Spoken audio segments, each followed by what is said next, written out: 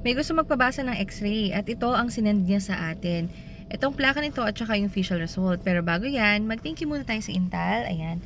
Sila po yung gumawa ng scrub suit natin at napakaganda po nitong scrub suit na ito at affordable din siya. Napakaganda ng quality. Anyway, ito po yung kanyang x-ray. Ngayon, sige, tingnan natin ha. So kapag titingnan natin yung kanyang baga dito sa area na to, wala namang mga puti-puti na mukhang merong tuberculosis.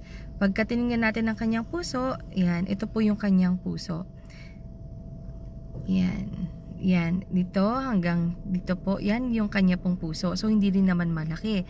Pag titingnan naman natin ang pneumonia, sa ganito po natin makikita yan. Yan, dito po. Yan, sa area na yan. At saka po dito, wala naman tayong makita ng pneumonia.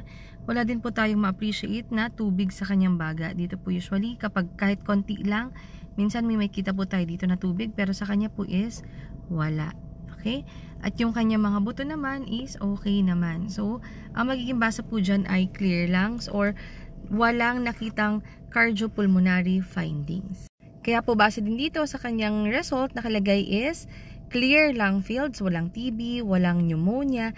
Yung kanyang heart and great vessels are within normal size. So, hindi rin siya malaki.